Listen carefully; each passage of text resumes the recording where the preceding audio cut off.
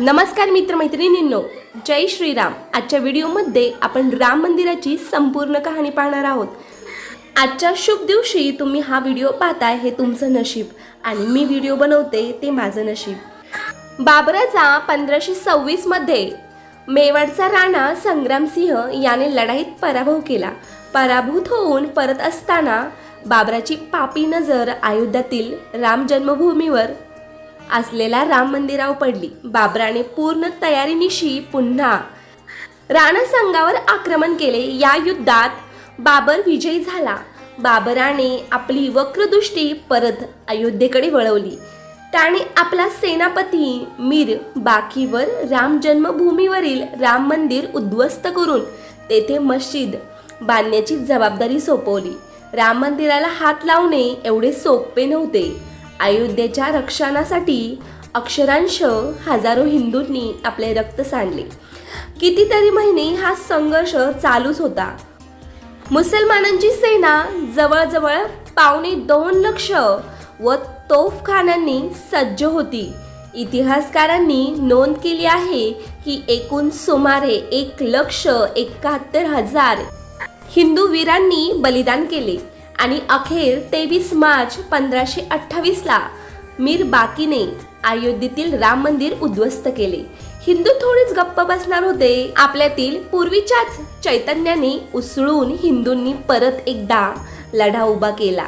या लढ्याचे नेतृत्व सनेथी गावाचे थोर रामभक्त देवीदीन पांडे यांच्याकडे आले। पांडेजींनी 70,000ची फौज उभा केली।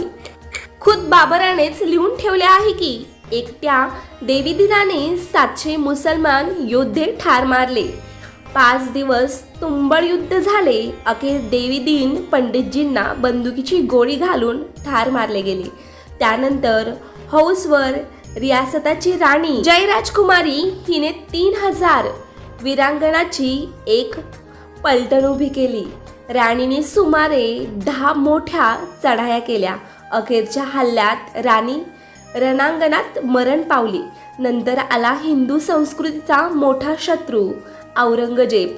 औरंगजेबाने सय्यद हसन अलीच्या नेतृत्वाखाली बाबरी मशिदीच्या रक्षणासाठी 50,000ची फौज पाठवली। बाबा वैष्णवदास यांनी पंजाबातील रणझुंजार गुरु गोविंद सिंग यांना मदतीसाठी निरोप धाडला। ते तडक अयोध्येला आले व दोघांनी व्यूहरचना केली आणि मोगली सैन्याची लांडगे तोडच केली। संतापलेला औरंगजेब स्वतः विशाल सैन्य घेऊन अयोध्येवर चालून आला। सत्तेच्या लाढ्यांनी हिंदू थकले होते। शिवाय शाही फौज शस्त्रे व साधनांनी भक्कम होती। औरंगजेबाने अयोध्येत प्रवेश केला। तोच मुळी 10,000 शहीद झालेल्या हिंदूंच्या मृतदेहावरून बाबराच्या सेनापती मीर बाकीने 2 लढाया करून मंदिर अर्धमूर्ध पडून जी काही अर्धवट मस्जिद बांधली। त्यानंतर खुद बाबराच्या काळातच 4 लढाया झाल्या। हुमायूच्या काळात 10, अकबराच्या काळात 20, औरंगजेबाच्या काळात 30, नवाब सय्यद अलीच्या काळात 5, नवाब नसीरुद्दीनच्या काळात 3, नवाब वाजिद अली शाह यांच्या काळात 2, अशा 1934 पर्यंत एकूण 76 लढाया हिंदू राम जन्मभूमी परत प्राप्ती व्हावी म्हणून लढले। त्यात 4 लाख हिंदूंचे बलिदान झाले। बाबरी घुमटावर भगवा फडकला। स्वातंत्र्यानंतर पुन्हा राम जन्मभूमी आंदोलनाला सुरुवात झाली। 1984 मध्ये राम जन्मभूमी मुक्ती समितीची स्थापना झाली। या आंदोलनाचे नेतृत्व विश्व हिंदू परिषद करीत होती। हिंदू समाजात राम जन्मभूमीची माहिती पोहोचवण्यासाठी गंगा माता, भारत माता यात्रा, श्रीराम ज्योत यात्रा, श्रीराम शिला पूजन असे अनेक कार्यक्रम देशभर घेण्यात आले। त्यानंतर प्रत्यक्ष राम जन्मभूमीवर जाऊन कारसेवा करायचे ठरले। कारसेवक अयोध्येपर्यंत पोहोचूच नयेत म्हणून त्यावेळचे मुख्यमंत्री मुलायमित सिंह यादव यांनी सर्व वाहतुकीचे मार्ग बंद केले होते। 20,000 सशस्त्र जवान तैनात केले होते. दिनांक 30 ऑक्टोबर 1990 हा दिवस कार सेवेचा निश्चित झाला. 9:44 हा कार सेवेचा मुहूर्त ठरला. सकाळचे 9:10 झाली आणि मनीराम छावणीचा दरवाजा उघडला. अशोकजी सिंघल बाहेर पडले. बरोबर फक्त 4-5 कारसेवक अशोकजींना रस्त्यावर पाहताच गल्लीबोळामधून कारसेवक प्रकटू लागले.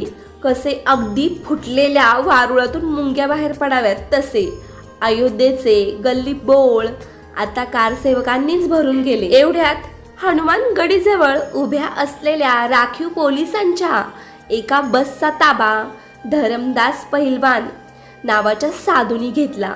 अनेक कारसेवकांना घेऊन ती बस अक्षरशः पोलिसांनी रचलेले अडथळे तोडीत चालली. मार्गातील अडथळे तुटल्यामुळे अक्षरशः हजारो कारसेवक तिच्या मागे पळू लागले. जन्मभूमीचा परिसर कारसेवकांनी अक्षरशः भरून गेला. कित्येक कारसेवक वानरासारखे घुमटावर चढले. जय श्रीरामांच्या घोषणांनी असमंत दणाणून गेले. रामलल्ला हम आए हे, मंदिर यही बनाएंगे च्या ललकाऱ्या उमटत होत्या. शरयू लाल झाली. 2 दिवस विश्रांती घेतली आणि 2 नोव्हेंबरला सकाळी 9 वाजता कारसेवा करायची ठरली. कारसेवा म्हणजे फक्त रामलल्लाचे दर्शन घ्यायचे. सुमारे 50,000 कारसेवक भजने गात निघाले. दिगंबर आखाड्यापाशी पोलिसांनी अडवलं. अश्रुधुरांची नळकांडी फोडली गेली. कारसेवकांची पांगापांग झाली. एवढ्यात एक पोलीस अधिकाऱ्याचा आवाज लोकांनी ऐकला. एकही गोळी वाया घालू नका, नेम धरून उडवा. आणि नेम धरून गोळ्या घातल्या जाऊ लागल्या. एका दुकानातून शरद कोठारीला चक्क खेचून बाहेर काढण्यात आले व त्याच्या मस्तकातच गोळी घातली गेली. त्याला वाचवण्यासाठी त्याचा भाऊ रामकुमार आडवा आला तर त्यालाही गोळीने ठार मारण्यात आले. विशीतील दोघे कोठारी बंधू जय श्रीराम म्हणून हुतात्मा झाले. गोळीबारात जखमी झालेल्या अनेक लोकांना ते मेले आहेत का जखमी आहेत हे न पाहताच पुलावरून शरयू नदीत फेकून देण्यात आले. त्या दिवशी संध्याकाळी मात्र निर्लज्ज सरकारने बातमी दिली की गोळीबारात फक्त 10 कारसेवक मारले गेले. बाबरी झाली भुईसपाट. दिनांक 6 डिसेंबर 1992 पुन्हा कारसेवा करायचे ठरले. संयोजकाचा असा सक्त आदेश होता की कारसेवा म्हणजे चबुताऱ्यावर शरयूच्या काठशी एक मूठ माती आणून टाकणे, बस एवढेच. सकाळी 11:45 काही कारसेवक वादग्रस्त वस्तूसमोर घोषणा देऊ लागले. मिट्टी नहीं खिसकाएंगे, ढाचा तोडकर ही जाएंगे. याच गडबडीत एका साधूने वाजवलेल्या शंखाच्या आवाजात शांत परंतु उत्कंठपूर्ण वातावरणाच्या चिरफाळ्या उडविल्या. वस्तूच्या मागील बाजूने 101 कारसेवक आत घुसले. एवढे होते असताना समोरून व आजूबाजूने सुद्धा कारसेवक वादग्रस्त वस्तूत घुसत होते. एका मागोमाग एक असे अनेक कारसेवक 3ही घुमटावर चढले. काही कारसेवकांनी कुदळी, फावडी, पहारी अशीच तोडकामाची हत्यारे आधीच दवडून ठेवली होती.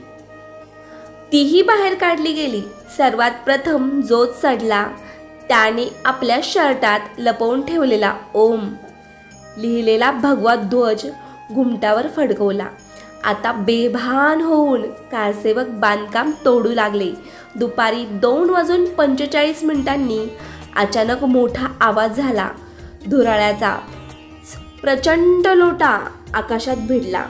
सगळ्यांनी उत्सुकतेने तिकडे बघितले. उजवीकडील घुमट कोसळला होता.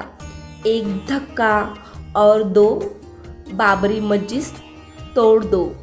या नाऱ्यांनी असमंत दणाणून निघाले.